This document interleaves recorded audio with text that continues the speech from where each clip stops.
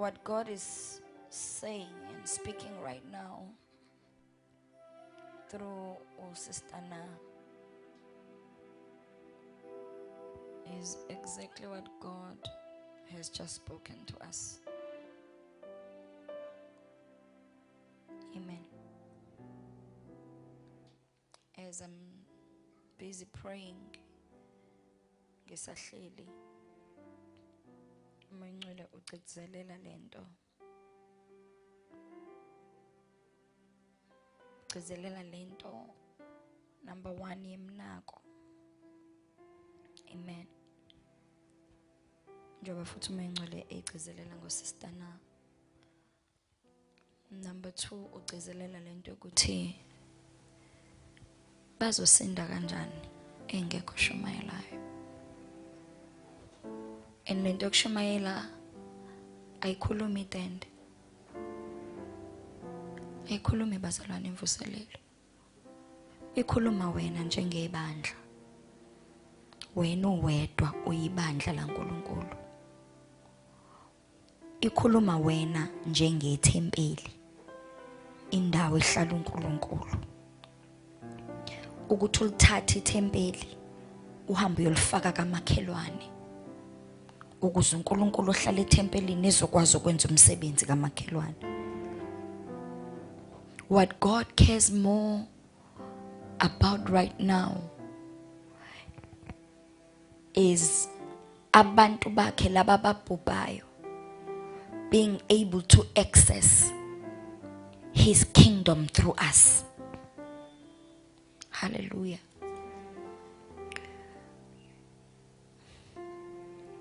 Istep sokuqala ebekumele sisithathe njengebandla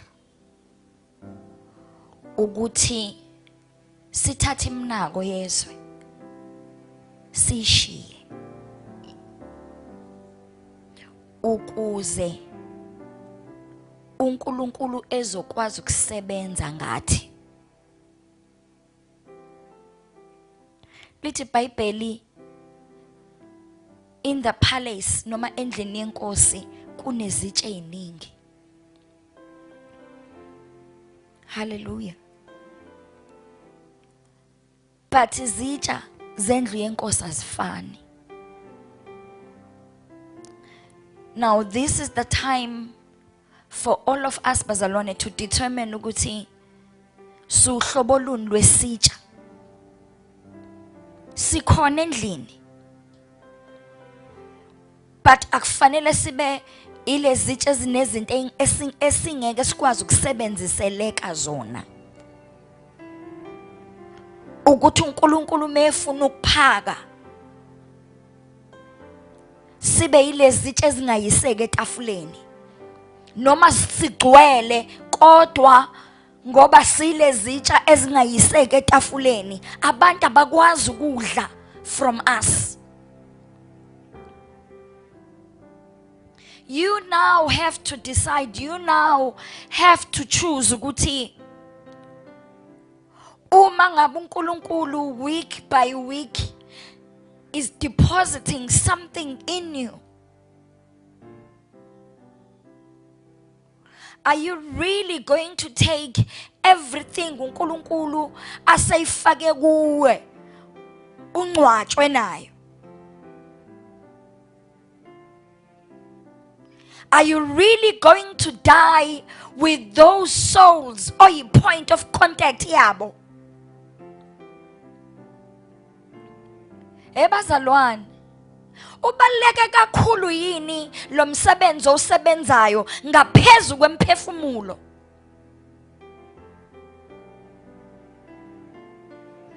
Indlela zakho zibaluleke ngaphezulu kokuthi ukuvumela ukuba yi-point of contact for people to access izulu.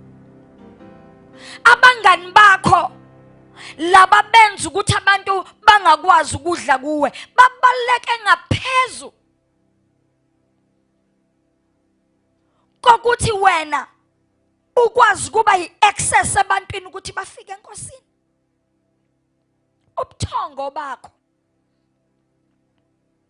ubuthongo bakho oblala kungavuki ngisho, ungabi nanovalo ukuthi kube lula ukuthi ngizokhonza ku Facebook. Khuluma ngikumoya kaNkulunkulu. Leyo nto bazalwane, leyo nto leyo iya kulibazisa ukusebenza kaNkulunkulu empilweni zethu. Amen. Amen. What gave Nehemiah a written letter of access was the dedicated heart. This is all God is asking for. Dedication. Dedication nje qha bazalwane. Dedication. Ukuthi sivuma ukuthintwa ukuze sikwazi ukuthinta. Hallelujah. Ngoba asikwazi ukufika sesifuna ke abantwini abaningi singaqalanga kwabayingcosana. Sifinyelela kanjani obizweni olukhulu sisahlulwe ubizo lolu oluncane.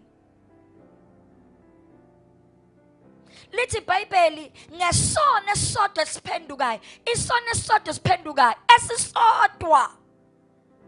esisodwa, isona esisodwa, izulu liyahlokoma. Okusho ukuthi nale mandate yomuntu oyedwa, it changes the atmosphere yezulu. Asikwazi ukulinda ipulpiti bazalwane, asikwazi ukuhlala sithi asibizelwanga ukushumayela ngoba singaye epulpiti. Asikwazi futhi ukuphila noma ikanjani ngoba siqasha ngokuthi angibizelwanga ukushumayela. Abang understanding ngisabanjwe into zami, asikwazi ukuhlala esonweni kuze umbuso kaNkulunkulu usafarishe violence. Ngeke. God is crying ekseni. Hlupheka kakhulu uNkulunkulu namhlanje ekseni. Asikwazi bazalwane.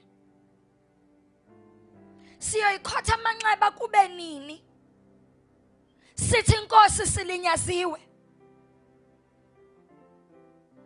Fanele sibe khona bazalwane isikhathi sokuthi siphinde sivuke.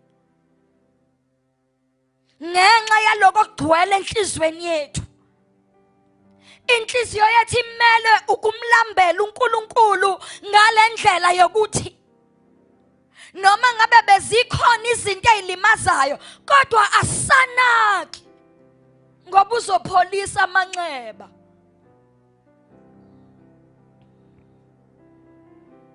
Our dedication is unto you, Lord.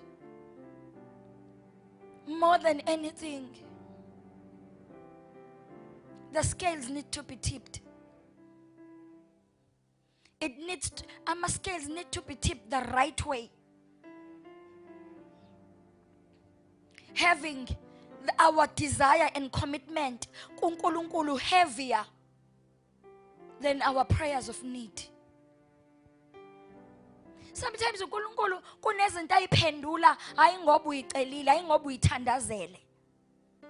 Kodwa ayiphendula ngoba nje inhliziyo yakho ikhathalele yena. Kunezinto uNkulunkulu akabuka ukulamba kwakho, abuka ukulamba kwakho, abuka ukulamba kwakho ulambele yena. Abuka dedication yakho. Abuka your unselfish commitment. Bese uNkulunkulu angikwazi ukuthula la. uNehemiya wayefuna ukuyovuyisa iingange, uNkulunkulu wathi ngizokuthumela nabantu. Okusho ukuthi uNkulunkulu uyayibheka inhliziyo. Sizothi uNkulunkulu uthembisile wangenza kanti thina sikude. We need to come back. We need to come back. We need to come back. We need to commit. We need to commit. Lesi sikhathi sibiza abantu abazovuma ukubeka uNkulunkulu kuqala. Lesi sikhathi sibiza abantu abazokwazi ukuthatha ama programs nezinto zabo bayibeke eceleni bese bebeka uNkulunkulu kuqala.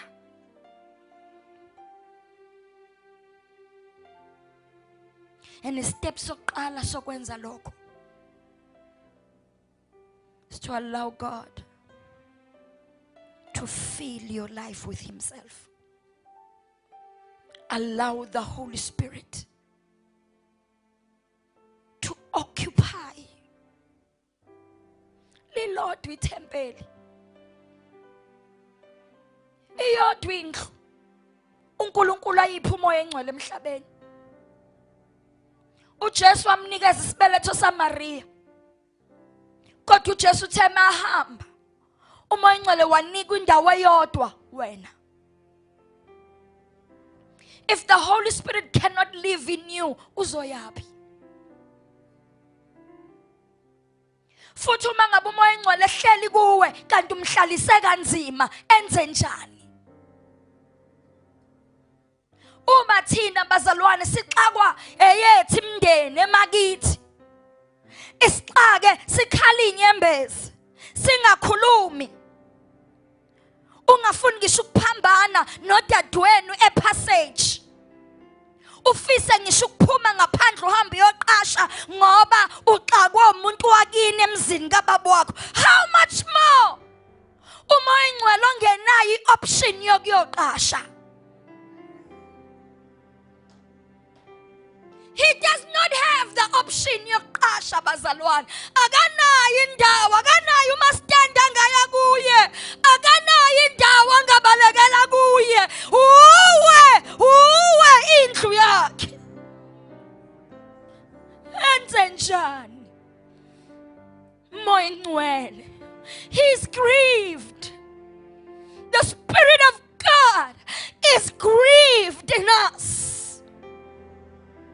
There are those of us who need to kneel down right now and say, Lord, I apologize. Ngenzanga kahle. Hlalise kabuhlungu ungenayo enye indawo.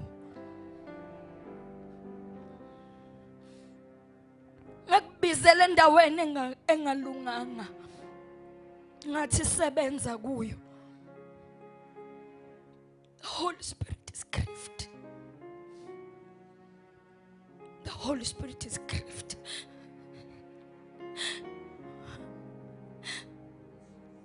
The Holy Spirit is grieved.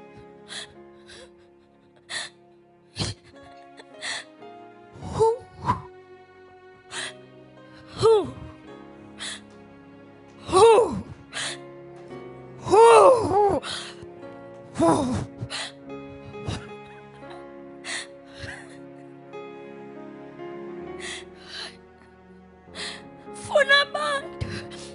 Abazophenduka uthi uma abantu bambesithoba, uma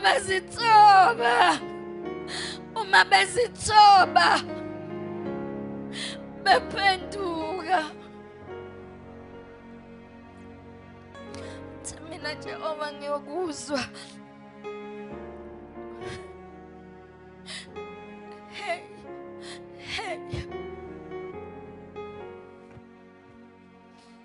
Ngaphumla endlini, uhambe nomoya engcwele ohleli kambi, uhambe nomoya engcwele ohleli kabuhlungu kuwe. If you know in your hearts of hearts that you need to go on your knees now, then I say on your knees now, bazalwane. Ukhala lempilo yakho. Ukhala ukusebenza kwakhe kuwe. Asenzanga kahle.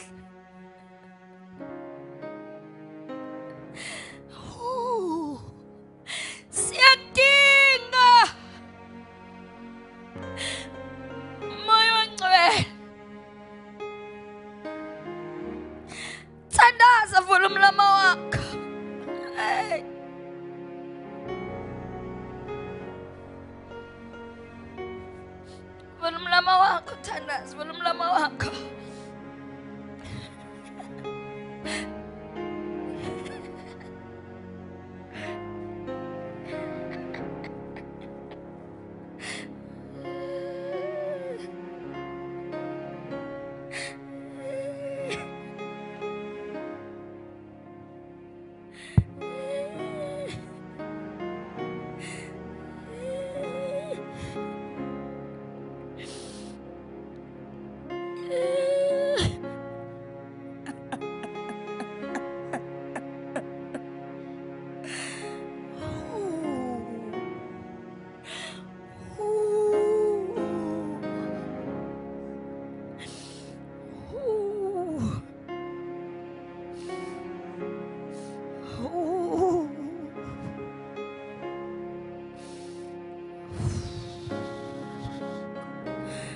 We come to you.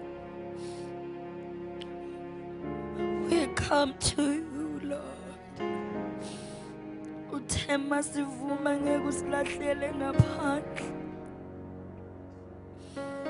We come to you, Jesus.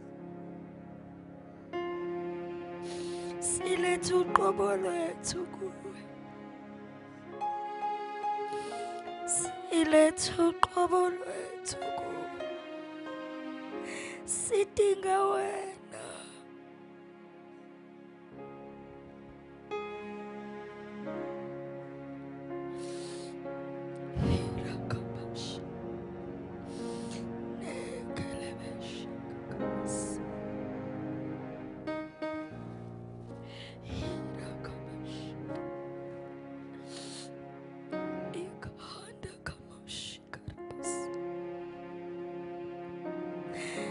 Ngeke sikushiye ngaphandle Nkosi. Asifisa ukuhamba sisodwa. Hamba nathi. Sihole. Sihole. Asifuna ukuhamba sodwa. Asiyazi indlela ngaphandle kwakho. Asifuna ukuhamba sodwa. Sihole, sihole. Thatha indawo yakho, Moya Ngcwele. Thatha indawo yakho. Kulophilayo. Siza kuwe njengebandla. Siza kuwe njengemindeni. Baba, siyakhuleka ungalaleli kwethu. Ungaphumele ebantwaneni bethu. Siyathandaza. uNkulunkulu othembekile.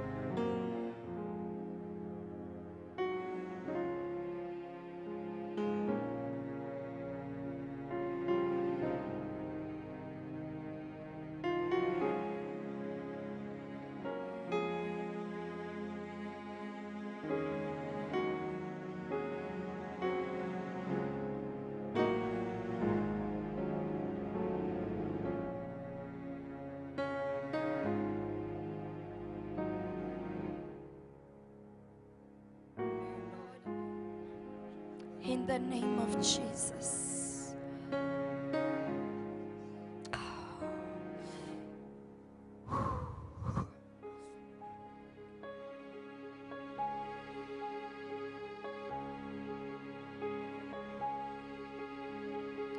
Oh Lord.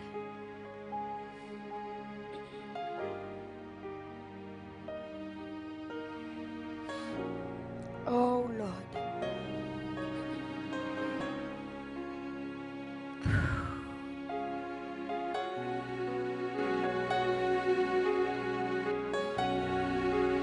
Oh Lord, we come to you, Jesus.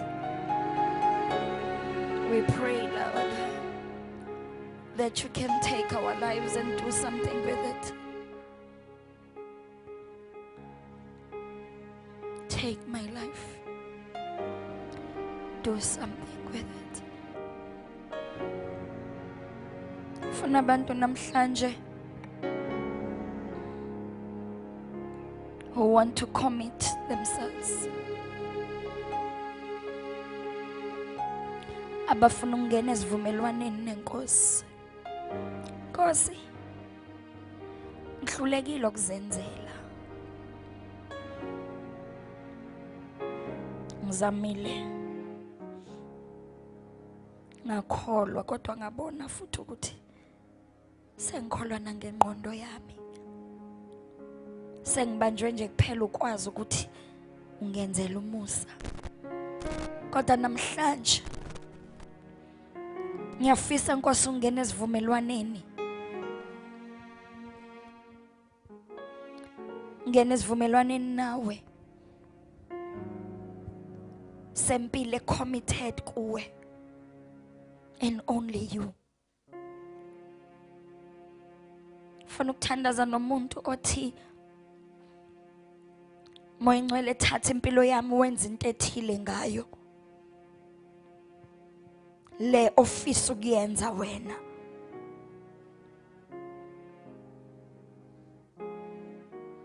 I will serve you tirelessly.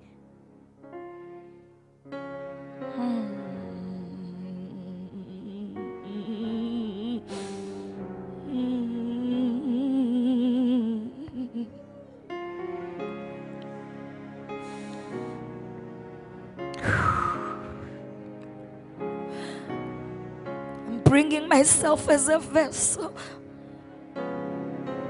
Clean me and use me. Clean me and use me.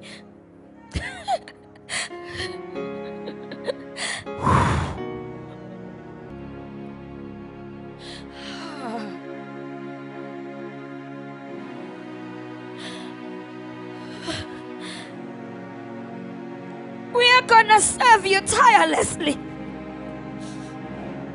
Sithume noma ikuphi. Senzise noma yini. Sizoba iglove. Sigqokwe nguwe. Senzise. Singabantu sizile sithi senzise. Sicela ukwenziswa nguwe. Sifuna ukwenziswa nguwe.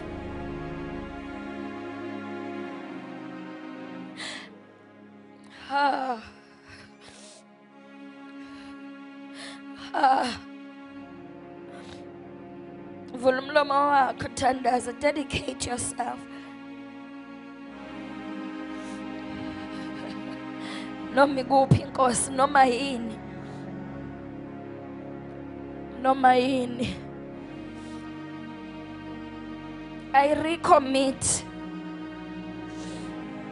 I recommit, Lord. I recommit, Lord. I want to be accountable for the things of your heart. I want to be accountable ngezinto zenhliziyo yakho. Nkosi. Thatha impilo yami yenza okuthile ngayo. Nikhala endaweni right. Nikhala uNkulunkulu ozwayo. Nikhala uNkulunkulu ozwayo. Ozwa phendula.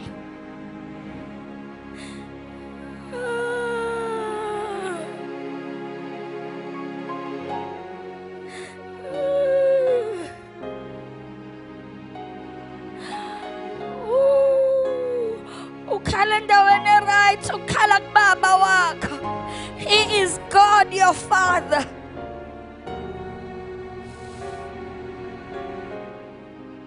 Oh Lord.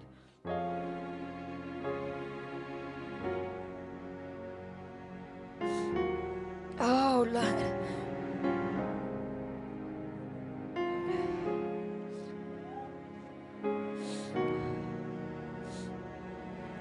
Oh Lord.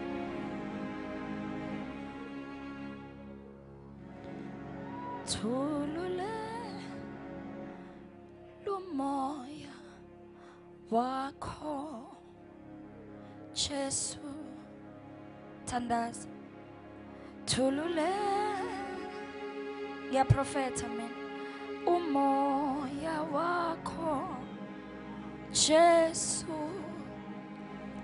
enhlizweni sethu Jesu thulule lumoya wakho.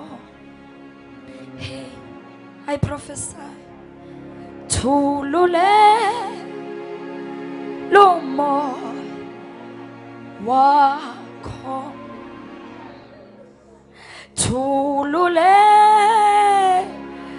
lumoya wakho Jesu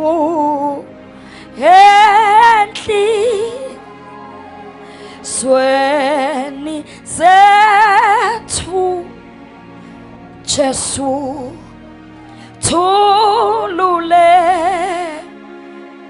lumoya wakho hawu Jesu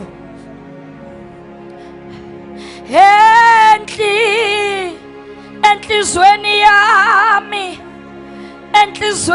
yami Jesu thululela umoya wakho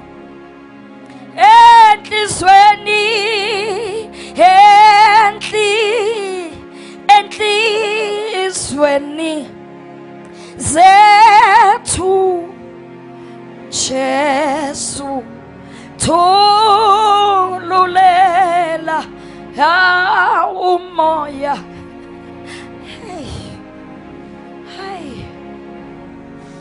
enhlizweni awu Jesu enhlizweni zethu Jesu thululela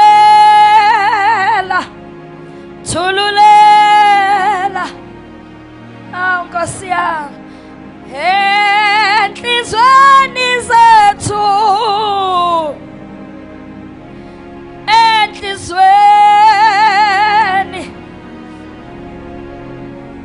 enhlizweni zethu Jesu thululela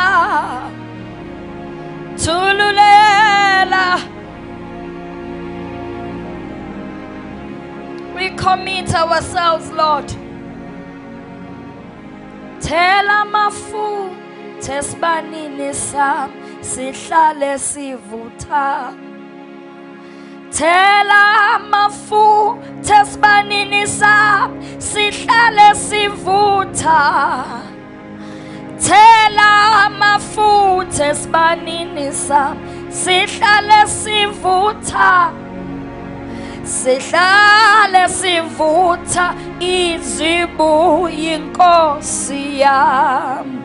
Hey, this is us Lord thela mafutha esibanini sami sihlale sivutha thela mafutha esibanini sami sihlale sivutha Jesu thela mafutha esibanini sami sihlale sivutha oh sihlale sivutha izibu yinkosi yami thela mafutha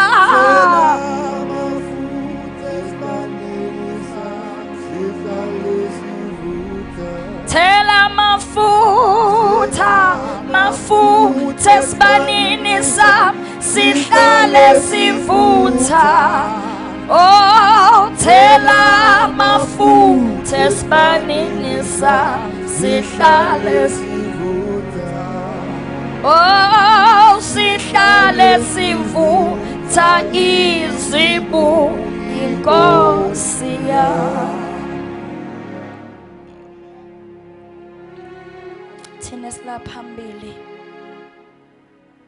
makukuthi nawe ubuyikhommitha la mhlawumbe aphelelwa indawo lapha emuva, awuphamise izandla, phakamise zombili, khuluma ngabantu abathi I'm recommitting. I want to serve you tirelessly. Just lift up your hands la ukhona. Fisa singene kwi-covenant noNkulunkulu. Covenant bazalwana kuphunywa kuyo. Covenant inyakazisa uNkulunkulu ukusebenza. Isibanini sami sihlale sivutha. Sihlale sivutha izibuye.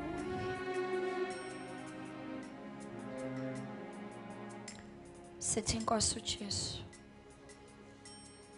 namhlanje bese usho igama lakho. Ngiyazinikela, ngingena esivumelwaneni nawe nezulu ukuthi impilo yami ungayisebenzisa ngendlela othanda ngayo. Nkosi Jesu, I covenant to serve you tirelessly. I covenant to serve you in season and out of season. I covenant to serve you whether my feelings agree with me or they don't agree with me. I covenant, Lord, to serve you whether things, circumstances in my life, they agree or do not agree.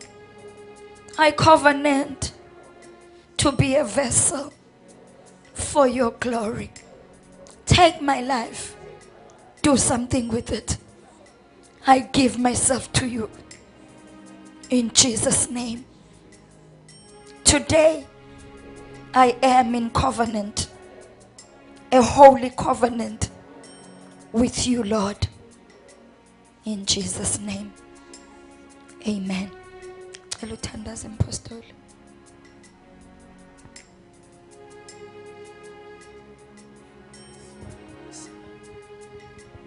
Father, we thank you in the name of Jesus. We give you praise, honor and glory. Siyabonga Nkosi Namandla ukuthi today you have given us grace. You have given us grace Nkosi yethu engcwele to do lokhu Nkosi Namandla kuyimisebenzi emihle osimisele yona ngaphambili. We thank you, Lord, for the anointing that is upon our lives. The anointing Nkosi Namandla othe wena, the anointing will teach us everything. We thank you for the anointing that is upon our lives, the anointing that breaks the yokes of the devil, the anointing that sets the captives free. We are thanking you Nkosi Namandla egameni lika Jesu for the peace that you have given to our lives and to our hearts. Nkosi yethu engcwele, siyabonga Baba Namandla ukuthi Moya ngcwele empilweni zethu, you are free to do lokho kufisayo. Namhlanje Nkosi Namandla, our ears are open, our eyes are open, so that we can see and hear you directing us. Nkosi yethu ephilayo, egameni lika Jesu Kristu waseNazaretha, we surrender all unto you, and we say Nkosi yethu Namandla, kuwona wonke ama miracles, every sign and wonder, every wonderful thing that you will do through our lives, we will never share in your glory, but we'll always give glory back to you, Nkosi yethu Namandla, for you alone deserves all the glory. We give you praise, Lord, we give you honor, we give you glory. Kukona konke Nkosi yethu Namandla egameni lika Jesu.